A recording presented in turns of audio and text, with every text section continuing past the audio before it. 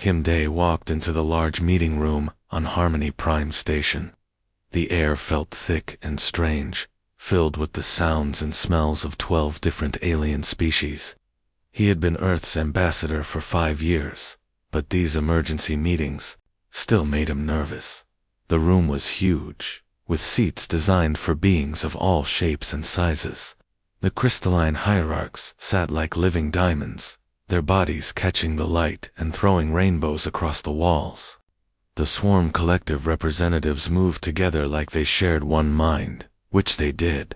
Other aliens filled the space with their own strange forms and sounds. Kim Dae took his seat at the human section. His uniform was dark blue with old symbols on the chest, symbols from ancient Earth Knights.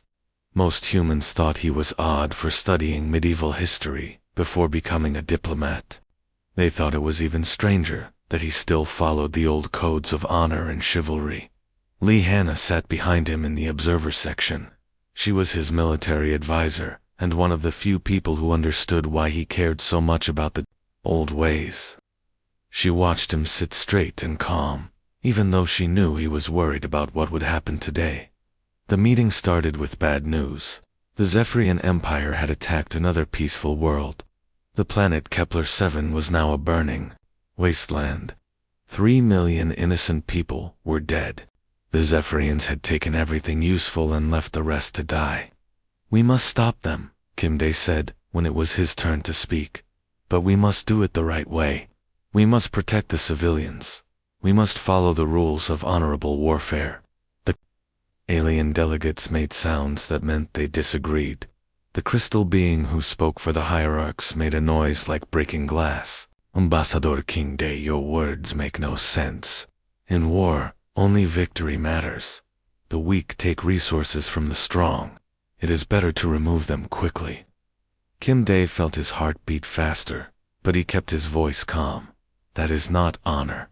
Honor means protecting those who cannot protect themselves. It means fighting fairly, even when you could win by cheating." The Swarm Collective's 3 representatives spoke at the same time, their voices creating a buzzing sound. "This honor concept does not compute. Individual choice that hurts the group's survival is impossible. Logic error. Logic error." Other aliens nodded or made their own sounds of agreement. The fish-like Aquarians bubbled through their water masks. The plant-based Verdani rustled their leaves. None of them understood what Kim Dae was trying to say. Dr. Choi Min, the human scientist in their group, leaned forward.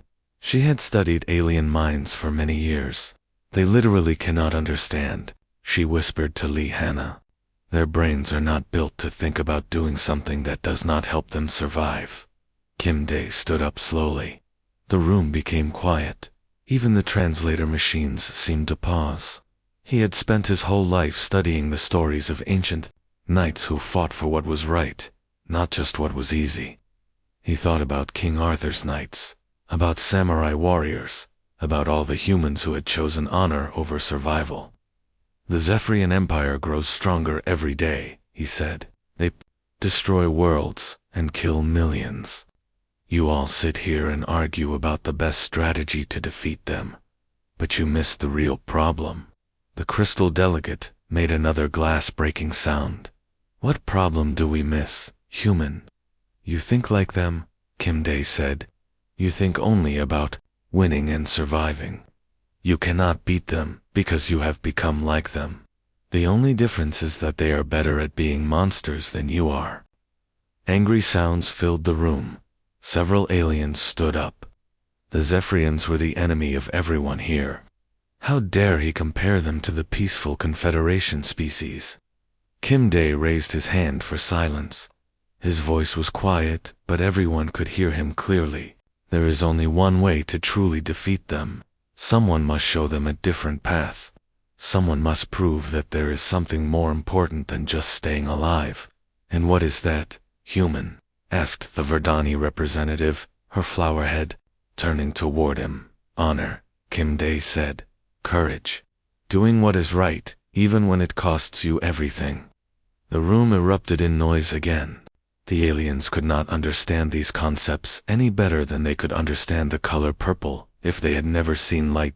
Kim Day waited for the noise to die down. Then he said the words that would change everything. I invoke the right of single challenge. According to ancient Zephyrian law, I will face War Premier Corax in personal combat to settle this war. The room became completely silent. Even the air recycling systems seemed to stop. Lihanna felt her blood turn cold. She knew Kim Day well enough to know he was not making a joke or trying to scare anyone. He meant every word. You will die, said the crystal delegate simply. Kim Day smiled sadly. Maybe, but sometimes the most important thing is not whether you win or lose. Sometimes the most important thing is that you tried to do what was right. The alien delegates stared at him like he was speaking a language that had no translation. In a way, he was.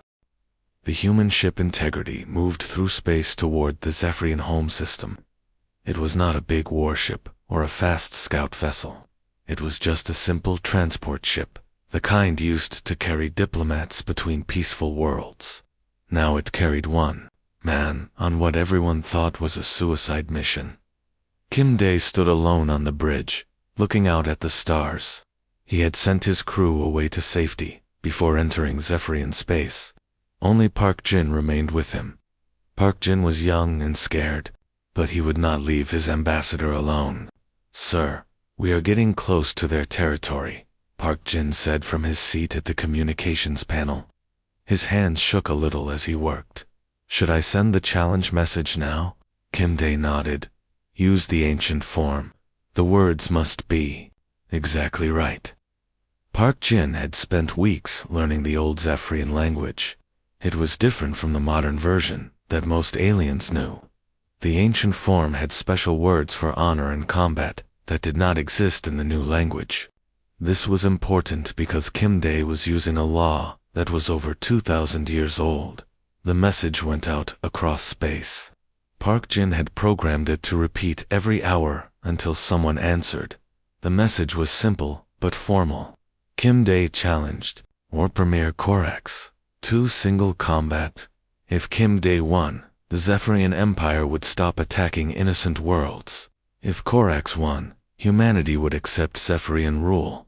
On Earth, Lihanna watched the news reports with growing worry. Every major news network was talking about Kim Day's challenge. Some called him brave, others called him crazy. Most thought he was going to die for nothing. This is insane, said General Park, the head of Human Defense Forces. He was talking to Lihanna in his office at military headquarters. One man cannot stop an entire empire. The Zephyrians have conquered half the galaxy. Lihanna looked at the star map on the wall. Red dots showed Zephyrian-controlled systems. There were so many red dots. You do not understand him like I do, she said. Ambassador Kim Day is not trying to win a war. He is trying to teach a lesson. What lesson is worth dying for? General Park asked. Lihanna thought about all the times she had watched Kim Day choose the hard path instead of the easy one, that some things matter more than staying alive. Meanwhile, on the fortress world of Zephyr Prime, War Premier Corax received the challenge message. He was huge even for a Zephyrian, standing 8 feet tall with natural armor covering his body. His claws could cut through steel. His strength could bend metal bars. Korax. Read the message 3 times. No outsider had used the ancient challenge law in his lifetime. His father had told him stories about the old days, when warriors settled disputes through personal combat, but those days were long gone. Modern Zephyrians won through superior numbers and better weapons. This human is either very brave or very stupid, said his aide, a smaller Zephyrian named Vex. Corax laughed, a sound like grinding stones. Probably both. But the law is the law. I must accept the challenge or lose face with my own people. The acceptance message went out that same day.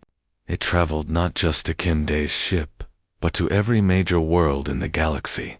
News networks picked it up immediately. Within hours, billions of beings across hundreds of worlds knew about the upcoming fight. Most aliens could not understand why anyone would do this. The crystalline hierarchs ran calculations showing that Kim Dae had a 0% chance of victory.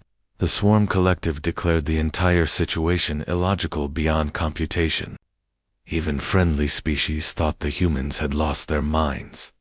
Back on the Integrity, Kim Dae spent his days preparing, but he did not practice fighting moves or study Zephyrian combat techniques. Instead, he read old books about knights and honor. He meditated on the meaning of courage. He wrote letters to his family that Park Jin would deliver if he died. "Sir, why are you not training for the fight?" Park Jin asked one day. He was worried that his ambassador was not taking the combat seriously. Kim Dae looked up from an ancient book about King Arthur's knights. "I am training, Park Jin, just not in the way you think. But Korax is a trained killer. He has won dozens of personal combats. You need to learn how to fight him." Kim Dae smiled gently. "This fight is not about who is stronger or faster. It is about showing the galaxy something they have never seen before." Park Jin did not understand, but he trusted Kim Dae. He had worked for the ambassador for 2 years and had never seen him make a mistake. About important things as they got closer to Zephyr Prime, more ships appeared around them. Not just Zephyrian warships, but vessels from across the galaxy. Everyone wanted to see what would happen when a human knight faced a Zephyrian war premier in ancient combat. Kim Dae watched the growing fleet through his window. Soon, billions of beings would watch him fight for his life. Most expected him to die quickly. Some hoped he would at least die bravely. None of them understood that he was planning to do something that would change how they thought about everything. The ship's computer announced that they would reach Zephyr Prime in 6 hours. Kim Dae went to his room to put on his armor and say his final prayers. The amphitheater of scales was older than most civilizations. It sat on the surface of Zephyr Prime like a giant metal bowl, big enough to hold 1,000,000 spectators. The ancient Zephyrians had built it for ritual combats, but it had been empty for thousands of years. Today, it was full again. Kim Dae walked down the long tunnel toward the fighting floor. His armor was strange to look at. It mixed the design of old Earth knights with modern materials that could stop energy weapons. The metal was polished until it shone like a mirror. On his chest was the symbol of a cross, the mark of ancient human knights. Dr. Choi Min watched from the human section, high above the arena. She had her medical kit ready, though she knew it would probably not help. She had argued with Kim Dae for hours, trying to make him change his mind. But something in his eyes had made her stop arguing. He was not doing this because he thought he could win. He was doing it because he believed it was right. Park Jin sat next to her, his hands shaking as he operated the recording equipment. This fight would be broadcast across the galaxy. Billions of beings would watch what happened here today, across the arena. War Premier Korax entered through the opposite tunnel. He looked like a walking mountain of muscle and armor. His natural skin was thick as metal plates. His claws were sharp enough to cut through starship hulls. When he walked, the ground shook under his feet. The crowd of Zephyrians roared when they saw their champion. They had come to watch their war premier crush this foolish human. Some threw pieces of meat into the arena, an old tradition that meant they wanted to see blood. Kim Dae reached the center of the fighting floor. He looked small next to Korax, like a child standing next to an adult. But he stood straight and calm, his hand resting on his sword. An old Zephyrian priest read the ancient rules in a voice that echoed through the amphitheater. The combat would continue until one fighter yielded or died. No weapons except blades were allowed. No help from outside was permitted. Korax pulled out a massive sword that looked more like a piece of sharp metal than a proper weapon. Kim Dae drew his own blade, lighter and more elegant, but deadly sharp. The priest stepped back and raised his hand. Then he dropped it, and the fight began. Korax charged like an angry bull. His first swing would have cut Kim Dae in half, but the human rolled aside at the last second. The Zephyrian's blade hit the metal floor and sent up sparks. Kimday was faster than Korax expected. He moved around the bigger fighter like water flowing around a rock. But his sword could barely scratch Korax's thick skin, while one good hit from the war premier would end the fight. The crowd cheered every time Korax came close to hitting Kimday. They booed when the human dodged away. This was not the kind of fight they wanted to see. They wanted quick violence, not dancing around. Then something happened that made the entire amphitheater go quiet. Korax charged again, but this time he stepped on some loose debris and stumbled. He fell hard, his sword sliding away across the floor. Kimday could have attacked then. Any normal fighter would have pressed the advantage. Instead, he did something that shocked every being watching. He walked over to Korax and held out his hand to help him up. Korax stared at the offered help like it was a poisonous snake. In Zephyrian culture, helping a fallen enemy was unthinkable. It was worse than losing it, made no sense at all. "Get up," Kimday said quietly. "Fight me properly." Korax pushed himself to his feet without taking the human's hand. But something had changed in his eyes. He looked confused, like someone had asked him a question in a language he did not know. The fight continued, but it was different now. Korax's attacks seemed less certain. He kept looking at Kimday like he was trying to solve a puzzle instead of kill an enemy. Then Kimday's sword broke Korax's blade in half. The war premier was left holding just a handle. By the ancient rules, he should have been defenseless. Instead, Kimday tossed his backup weapon to his opponent. "A fair fight," Kimday said simply. The crowd exploded in confusion. Even the translator systems could not find words for what they were seeing. Zephyrians did not understand fairness, any more than they understood helping enemies. The final moment came when Korax's rage made him careless. He swung his new sword so hard that it hit one of the ancient stone pillars around the arena. The pillar cracked and started to fall toward a section where young Zephyrians were sitting. Without thinking, Kimday threw himself between the falling stones and the children. The massive chunks of rock crashed down on his back and legs. His armor saved his life, but barely. He lay there, bleeding and struggling to breathe. But the young Zephyrians behind him were safe. Korax raised his sword for the killing blow. Then, he stopped. His weapon trembled in his hands as he looked down at the human who had just saved Zephyrian children, the children of his own people, the children of his enemies. For the first time in his violent life, Korax felt something he could not name. It was bigger than confusion, deeper than surprise.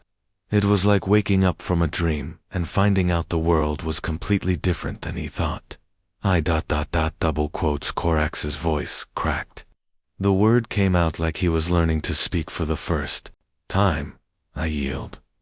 The amphitheater fell completely silent. In the history of Zephyrian combat, no war premier had ever yielded to a weaker opponent. In the medical room under the amphitheater, Kimday sat on a metal table while a Zephyrian doctor worked on his injuries. His back was covered in cuts from the falling stones, but he would live. What surprised everyone was that he was not resting. Instead, he was cleaning and bandaging Korax's wounds. The war premier sat very still while Kimday worked. Korax had never let an enemy touch him before, especially not to help him. But something had broken inside his mind during the fight. Old thoughts that had seemed as solid as mountains were crumbling like sand. "Why?" Korax asked. His voice was quiet, not the loud roar that everyone knew. "I would have killed you. I would have killed those children if you had not stopped me. Why did you save them?" Kimday's hands stayed steady as he wrapped a bandage around Korax's arm. "Because it was the right thing to do. That is what honor means. You do not help people because they deserve it, or because it helps you. You help them because they need help." The words hit Korax, like physical blows. In his language, there was no word that meant exactly what Kimday was saying. The closest translation was something like group survival benefit, but that was not the same thing at all. Outside the medical room, something strange was happening across the galaxy. News of the fight had traveled faster than any spaceship.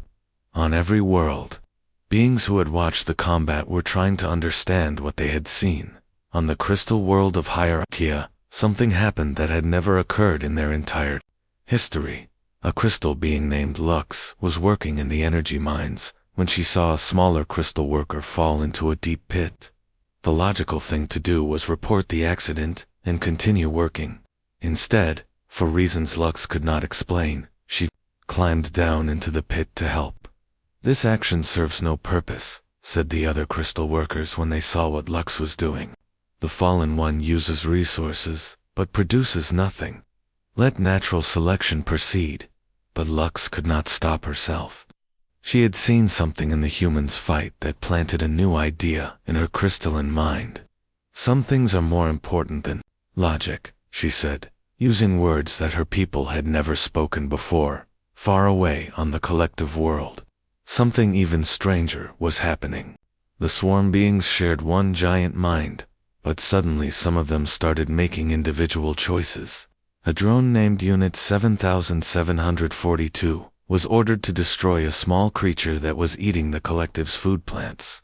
But instead of following orders, Unit 7742 built a small fence to keep the creature safe. "Error detected in Unit 7742, reported the other drones. "Individual action against group benefit. Requesting immediate correction." But Unit 7742 felt something new. A small, separate part of its mind that could think different thoughts from the rest of the collective. "Not error," it replied. "Choice." The word choice spread through the hive mind like a virus. Other drones started having individual thoughts. Some refused orders that would hurt innocent creatures. Others began protecting weak members instead of letting them die for the good of the group. Lee, Hannah, was in the communication center on Harmony Prime Station when the reports started coming in. Her job was to monitor news from across the galaxy. But she had never seen anything like this. "Ma'am, we are getting strange reports from everywhere," said her assistant, a young officer named Joe Min. "The crystalline hierarchs are forming something they call ethics committees. The swarm collective is experiencing what they call conscience malfunctions. Even the peaceful species are changing." Lee Hannah looked at the streams of data flowing across her screens. Every report was different, but they all had one thing in common. Beings across the galaxy were making choices that went against their own survival instincts. On Aquaria, the fish-like beings had always eaten their weak children to save resources for the strong ones. Now some parents were refusing to do this, even though it meant their families would have less food.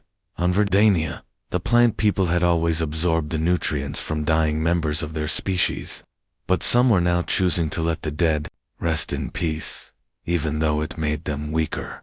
Dr. Choimin was still on Zephyr Prime, studying what was happening to the Zephyrian people themselves. The changes were small, but growing. Some Zephyrian soldiers had refused orders to attack civilian ships.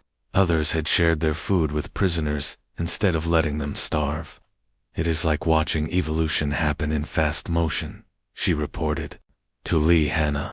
"These beings are developing new parts of their brains, parts that can think about right and wrong instead of just survival." The most amazing changes were happening to the children. Young Zephyrians, who had been taught to be cruel, were suddenly showing kindness.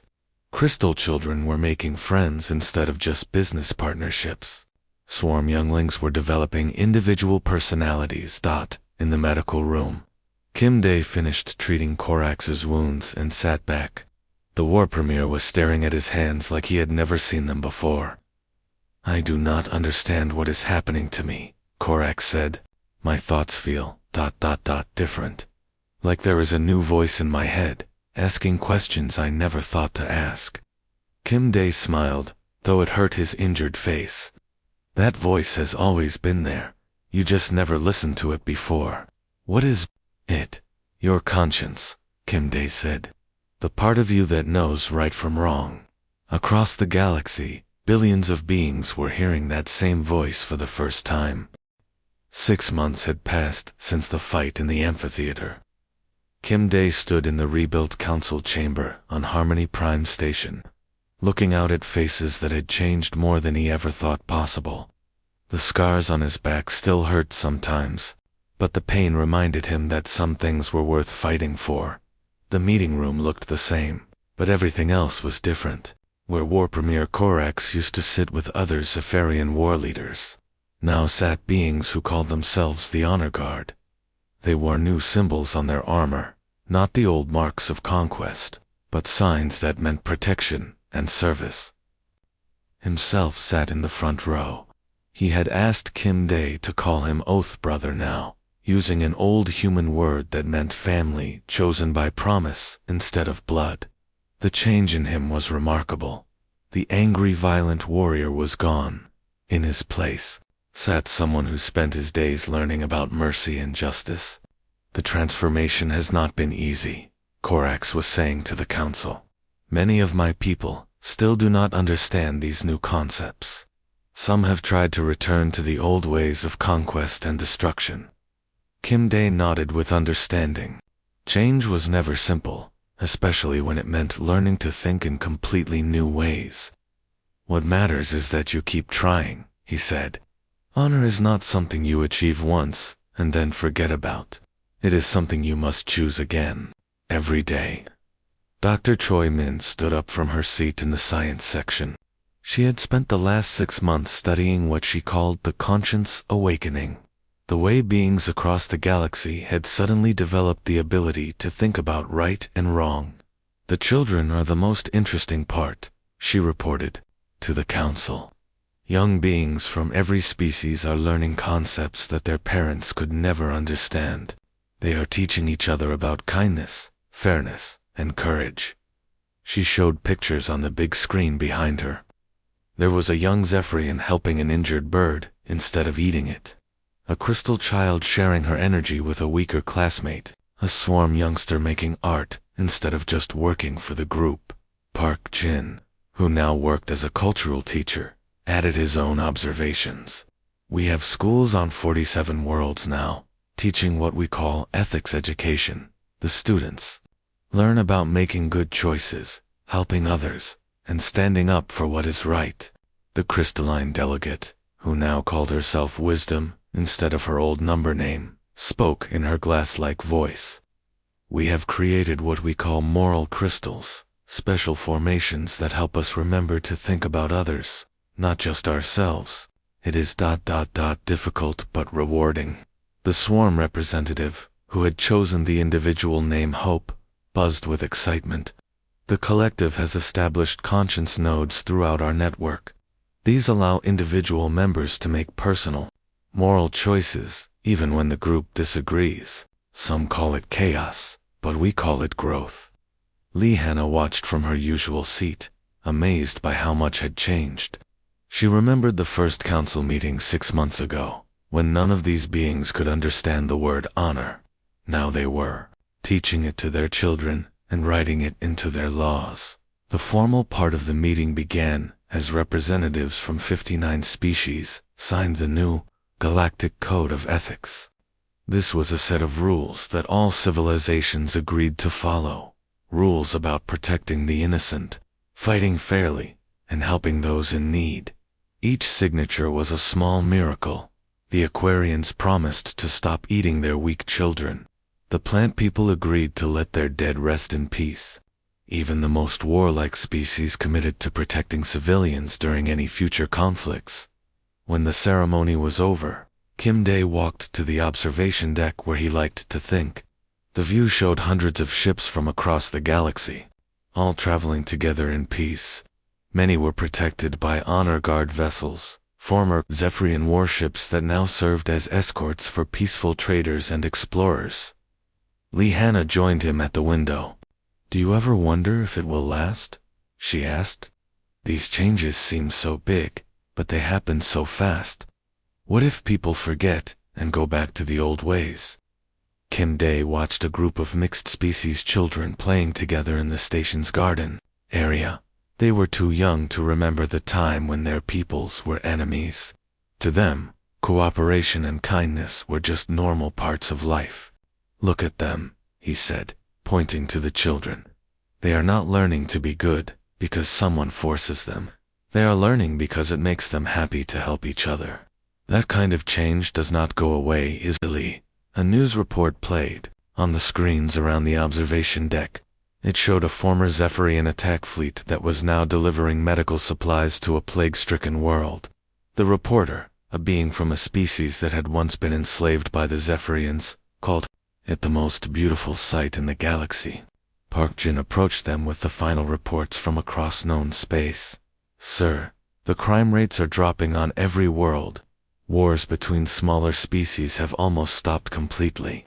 Even the trade disputes are being settled peacefully now." Kim, they smiled as he read through the documents.